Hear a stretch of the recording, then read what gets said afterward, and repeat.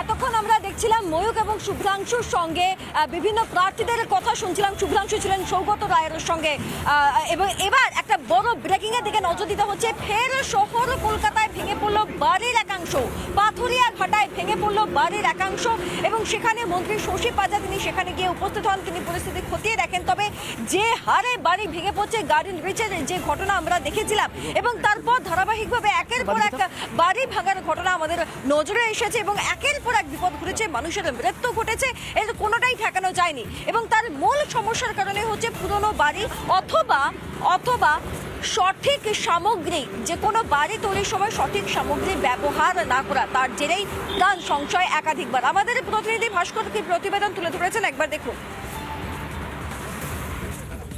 কদিন আগে গার্ডেন রিচে এইভাবেই বেআইনি বাড়ি, সেই বাড়ি ভেঙে একাধিকের মৃত্যু হয়েছে।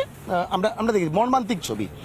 সেক্ষেত্রে কলকাতা পুর সংস্থা এলাকায় যে কটি এরকম বিপজ্জনক বাড়ি রয়েছে, কলকাতা পুর সংস্থা ইতিমধ্যেই চিহ্নিত করেছে।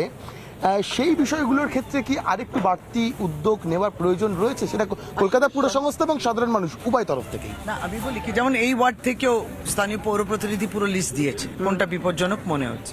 কারণ আমরা এই উত্তর কলকাতা একটু পুরনো কলকাতা আমরা থাকি, এটাও যেমন, কিন্তু অনেকগুলো বিষয় আসে, তার যারা থাকছেন তারা বলে আমরা কোথায় যাব, এটা প্রকৃত সমস্যা। এখন আমরাও জীবনে ঝুঁকি নিয়ে কি করে থাকবেন, আমাদেরও একটা দায়িত্ব, এই আলোচনাগুলো চলতে থাকে।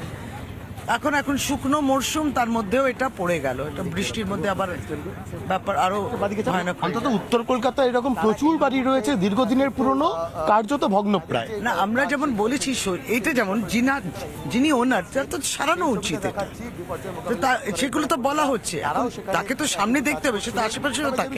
এবং আশেপাশে বাড়ি থেকে কি হিন্ট পাচ্ছেন যে এই রকমের বিপত্তির আশঙ্কা রয়েছে, যেখানে আরো অনেক বাড়িতে খালি করে বাড়ি মেরামতি প্রয়োজন? প্রতিনিয়ত ওয়ার্ডে ভীষণভাবে ঘুরি, ভীষণভাবে আমাদের সমস্ত ওয়ার্ডে ঘোরা আর সবাইকার সঙ্গে কথা হয়, কোনোটাই যে আমাদের মেয়রের কথা হলো, মেয়রকেও আমরা জানিয়েছি, মেয়র সাহেব আসছিলেন, আমি বললাম আমি পুরোটা দেখে নিয়েছি, তাকে আমি একরকম বারণই করলাম আসতে। মেয়রকে হিন্ট দিলেন যে এরকম বিপজ্জনক বাড়ি আরো, সবটাই আমি বলেছি যে এটা এখানে একটা কনস্ট্রাকশন ছিল, তার পাশে এটা বিপজ্জনক ছিল, একটা অল্টারনেটিভ অ্যাকোমোডেশন দিয়েছিল, তাদেরকেও নাকি বাড়ির লোক যিনি ওনার বলছিলেন যে এখানে থাকা যাবে না, অন্য জায়গায় থাকুন। এখন সমস্ত কথাগুলো উঠে আসছে, কারণ আশেপাশে প্রতিবেশীরা সকলেই বলছে।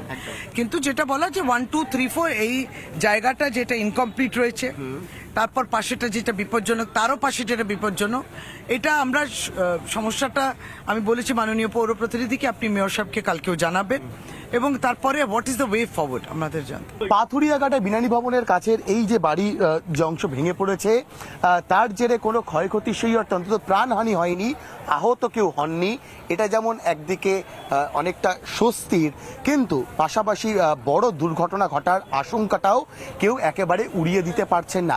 ভিডিও শুভ্রাংশু ঘোষের সঙ্গে ভাস্কর বসু, রিপাবলিক বাংলা, কলকাতা।